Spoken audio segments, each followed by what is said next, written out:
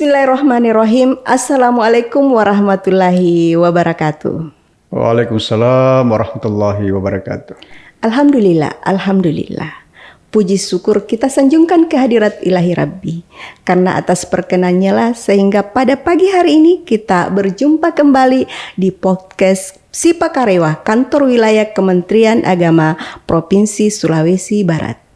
Dan pada hari ini telah hadir di podcast kita, beliau adalah seorang narasumber yang sangat istimewa karena beliau sangat pasti tentang tema yang akan kita bahas pada hari ini. Pemirsa, sahabat Raji dimanapun Anda berada, semoga sehat selalu dalam menjalankan ibadah puasa dan senantiasa dalam lindungan Allah Subhanahu wa Ta'ala. Amin ya Rabbal Alamin. Baik, kita sapa narasumber kita pada hari ini. Baik, selamat datang Pak di podcast Sipa Karewa, Kantor Wilayah Kementerian Agama Provinsi Sulawesi Barat. Alhamdulillah. Ya, apa kabar hari ini Pak? Alhamdulillah sehat walafiat. Alhamdulillah. Di suasana bulan puasa ini ya, kita harus kelihatan sehat ya. Iya, tetap ya powerful Pak ya. Powerful ya. Baik Pak, marak ya masyarakat kita itu melaksanakan ibadah di Baitullah, khususnya ibadah umrah, sehingga muncul istilah haji tikus. Yeah. Nah, apa sih sebenarnya haji tikus itu Pak? Tolong berikan penjelasan ke pendengar kita yang tentu sangat penasaran ingin mengetahui apa sih haji tikus itu. Ya, bismillahirrahmanirrahim. Assalamualaikum warahmatullahi wabarakatuh. Waalaikumsalam warahmatullahi wabarakatuh. Alhamdulillah, wassalatu wassalamu ala rasulillah wa ala alihi wa ashabihi ajma'in, amma ba'd. Labbaik Allahumma labbaik, labbaik la syarika laka labbaik, innal hamda wa ni'mata laka wal mulk la syarika lak. Ya, menarik term itu haji tikus, ya haji tikus. Kalau bahasa Inggrisnya, kalau tidak salah bahasa Inggrisnya itu mouse ya. Haji tikus berarti pilgrimage of mouse itu.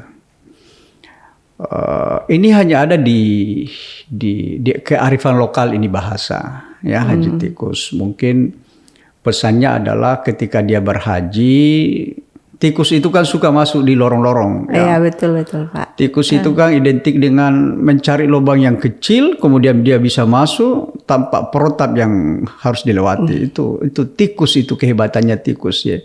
Kadang orang bisa lewati itu, orang tidak bisa lewati, tikus bisa lewati. Itu hebatnya tikus itu. Hingga term ini muncul karena sangat kondisional dengan kejadian-kejadian beberapa tahun kemarin, bahkan tahun kemarin masih ada istilah haji tikus di Tanah Suci itu. Ya, itu mungkin diakibatkan karena pesan terkait dengan haji itu tidak tuntas oleh jamaah itu sendiri maupun pihak travel itu sendiri. Ya, hingga ada istilah itu. Ya. Mungkin haji tikus ini masuk pada pendekatan jamaah yang menggunakan visa, bukan visa haji, juga bukan visa haji khusus. Dia lebih menggunakan visa ziarah, itu visa ziarah. Nah, fenomenologi yang ada di Mamuju ini atau di Sulbar pada umumnya bahwa jamaah itu umumnya mereka tidak tahu seperti apa, yang penting berangkat, lihat Ka'bah, lihat Madinah, lihat Jeddah, pokoknya itu haji, tanpa dia mencoba untuk mencari tahu apa dia ilegal atau legal gitu. Di Mamuju kemarin ini kan ada peristiwa di suaminya meninggal dunia ya, dan sudah pasti meninggal dunia karena ada informasi dari kedutaan besar Arab Saudi dia sudah meninggal. Permasalahannya bukan di situ permasalahannya. Permasalahannya calon jamaah ini yang mengklaim dirinya jamaah haji, sesungguhnya dia berangkat dalam porsi ilegal, bukan jamaah reguler atau jamaah haji khusus yang orang lebih umum cerita haji plus ya. Kedua-duanya ini dia tidak masuk di sana, baik itu haji reguler maupun haji plus. Jadi dia berangkat dalam konteks ilegal haji. Ya, ilegal haji karena setelah kami dari tim haji turun ke lapangan memeriksa dokumennya, ternyata dia menggunakan visa ziarah. Visa ziarah itu bukan visa haji, beda kan?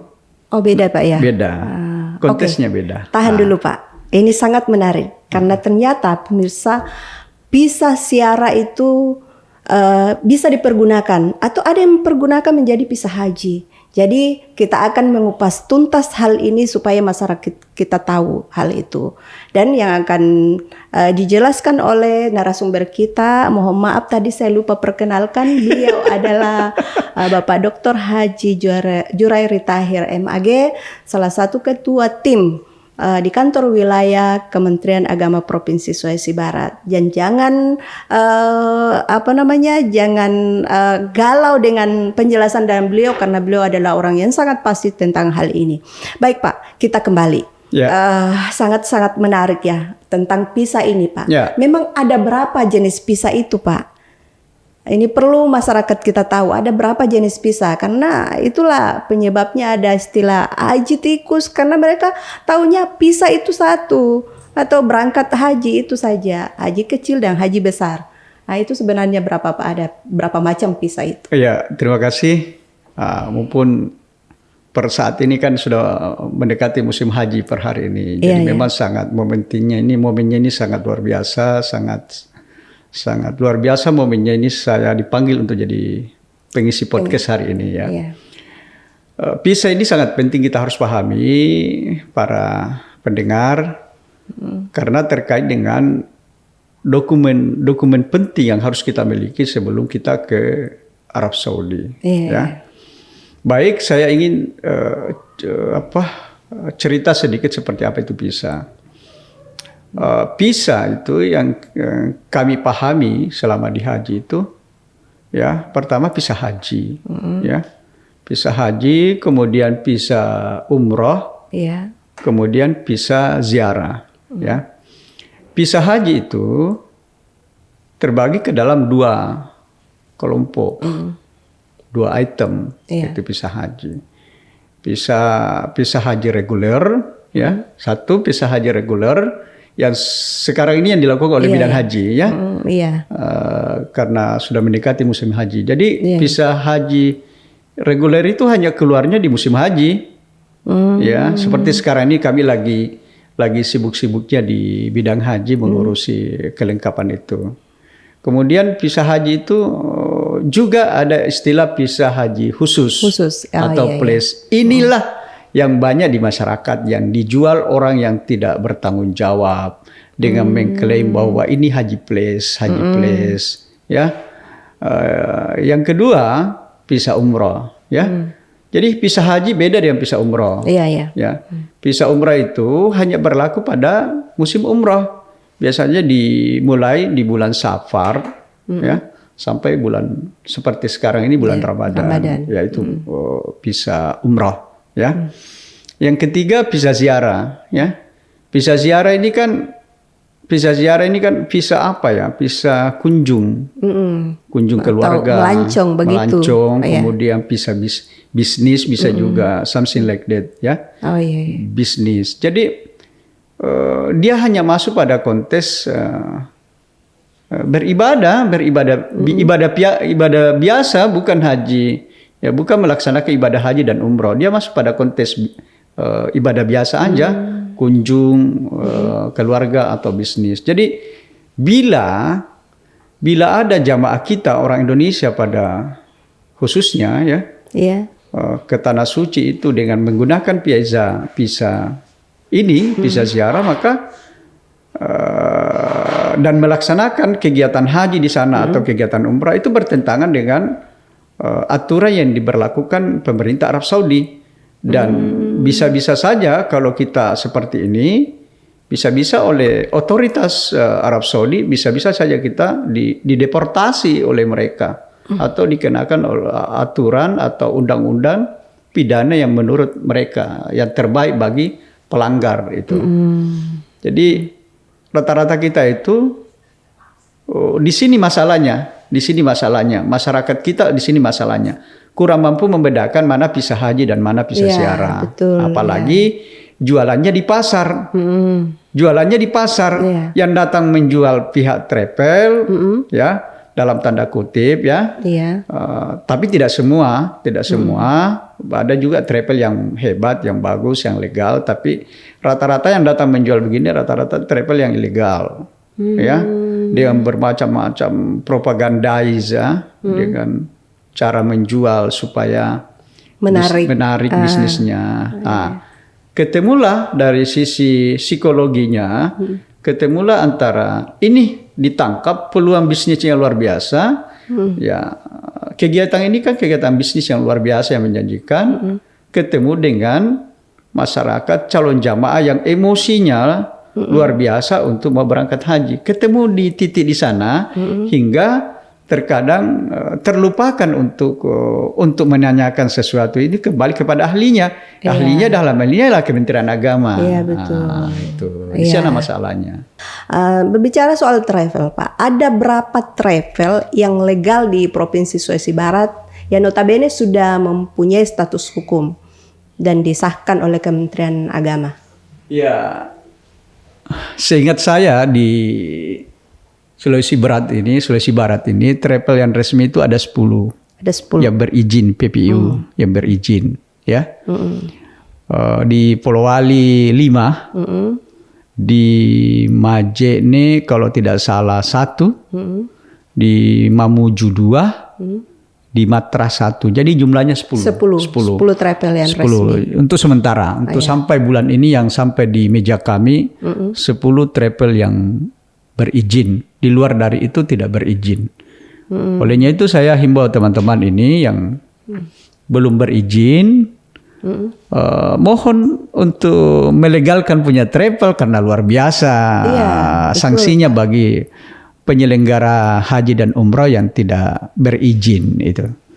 Bahkan diatur di dalam Undang-Undang Nomor 8 2019 itu kaitannya dengan itu bahwa bagi penyelenggara travel yang tidak punya izin untuk memberangkatkan jamaah, maka dendanya itu, pidananya itu, kalau tidak salah 6 tahun penjara, diganti dengan dalam bentuk uang 6 miliar itu.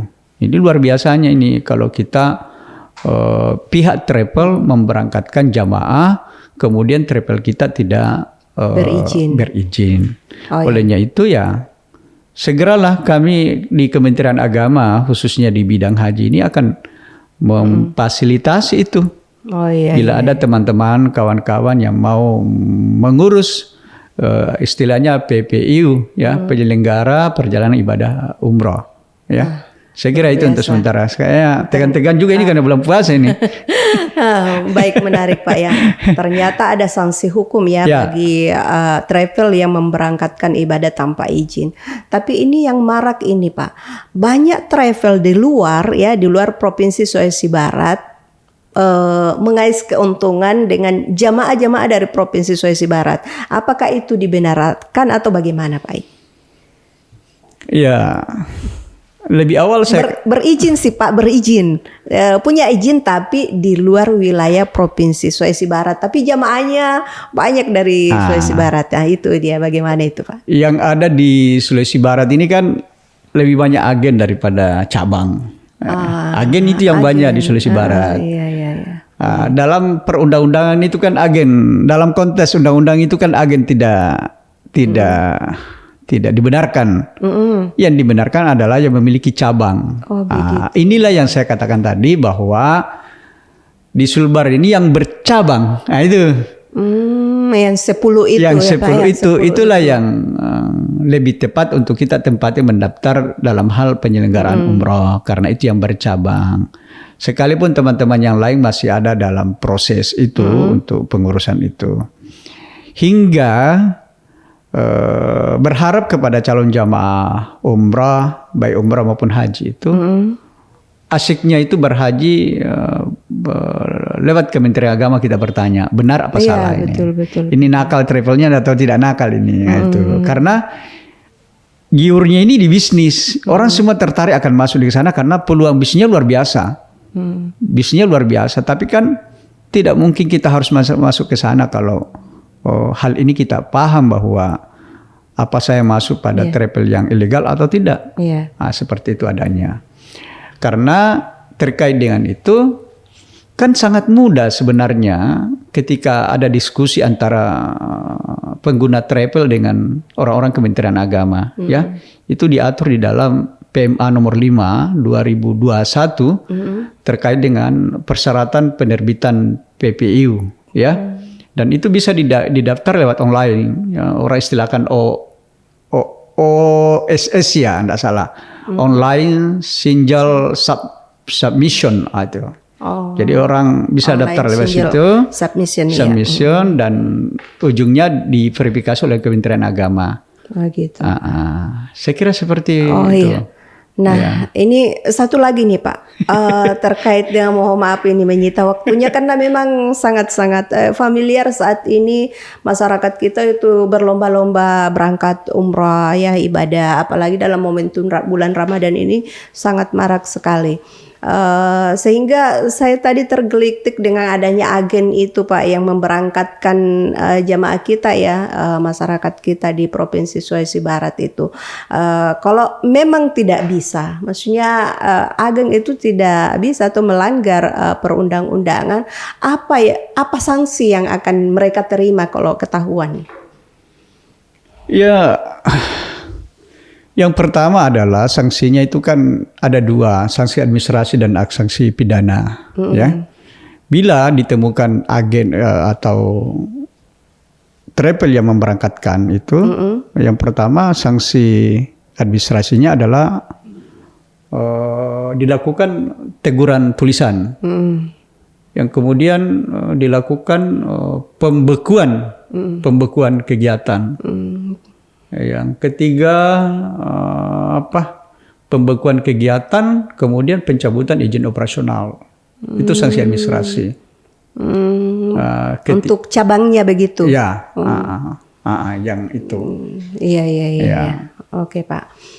Jadi terakhir ini Pak. Nah, karena dalam bulan Ramadan tentu pemirsa kita itu, pendengar podcast kita itu memang sangat-sangat ingin tahu hal ini. Jadi apa pesan dari Pak Dokter ini terkait dengan umrah ya, umrah yang marak dilakukan oleh masyarakat kita itu, dalam pintar-pintar untuk memilih travelnya atau sarana untuk berangkat ibadah ini. Silakan Pak, pesan untuk masyarakat kita. Ya, terima kasih banyak. Ya, sekalipun puasa ini masih semangat ini ya, karena bersama host yang luar biasa ini. Terima kasih. Ya, sederhana pesannya buat pemirsa, buat pendengar yang ada di sana. Yang pertama adalah bahwa keyakinan saya sebagai Muslim sejati, semakin banyak orang berumrah, semakin damailah negeri itu. Itu keyakinan saya. Cuman keyakinan itu tidak cukup di situ. Ya, ada kaidah usul fikih mengatakan al aslu fil hati fahuwal hati. Sesuatu yang dasarnya keliru, maka kemudiannya akan juga keliru. Ya, olehnya itu para pemirsa, mari kita berumrah. Berhaji plus, kalau kita mau berhaji plus ada normatifnya, ya, ada normatifnya yang kalau tidak salah tahun ini kan jamaah haji kita Indonesia secara nasional kalau tidak salah 21 ribu ya lebih ya. Kita punya jatah haji plus itu, haji khusus itu 5%. Jadi hitungan itu 21 ribu kali 5% sama dengan kita punya jatah untuk sulbar itu 116 kota untuk kita. Haji khusus haji itu khusus haji plus. Yang pastinya kita mendaftar sesuai dengan regulasi yang ada. Yang kedua, teman-teman sekalian yang mendengar di sana, bahwa bertanya umrah itu datanglah di Kementerian Agama. Datanglah di ahlinya, jangan tanya di pasar ya. pastikan untuk hari ini bahwa travel yang resmi di Sulawesi Barat itu hanya 10. Yang terakhir, umrah itu ada istilah yang harus kita pahami kalau kita di umrah, 5 pasti. Ya, kalau tidak salah 5 saya catat pasti, 5 pasti ya. Tidak salah saya catat di sini 5 pasti itu pasti travelnya berizin. Kemudian pasti jadwal berangkat, pasti harga layanan, kemudian pasti visa umroh, kemudian pasti tiket pesawat. 5 pasti. 5 pasti. Pastikan itu baru kita bisa berangkat yang bagus. Saya kira. Oh iya, terima kasih banyak. Sementara itu. 5 pasti. 5 pasti. Itu yang harus diketahui oleh masyarakat kita. Baik Pak, terima kasih banyak atas kehadirannya di podcast Sipa Karawia Kantor Kementerian Agama Provinsi Sulawesi Barat ini. Ini sangat memberikan pemahaman yang baik kepada pendengar kita, pemirsa podcast Sipa Karawia Kantor Wilayah Kementerian Agama. Dan ini tentu sangat dinanti-nantikan oleh masyarakat kita. Jadi baik, sekali lagi terima kasih Pak. Jangan bosan-bosan datang di podcast kami. Insya Allah kami akan undang di pertemuan berikut dengan tema yang berbeda.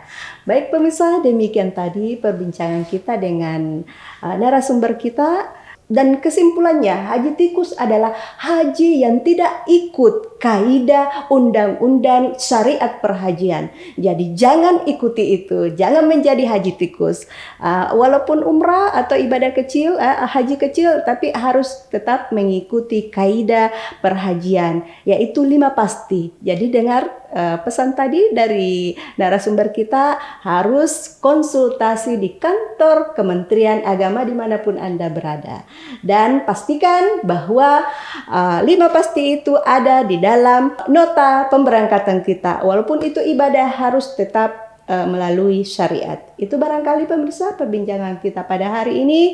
Semoga hari ini menjadi hari yang baik, hari yang dirahmati oleh Allah SWT, dan ibadah kita menjadi ibadah yang sempurna dan senantiasa mendapat rahmat dari Allah Subhanahu wa taala. Wassalamualaikum warahmatullahi wabarakatuh. Waalaikumsalam warahmatullahi wabarakatuh.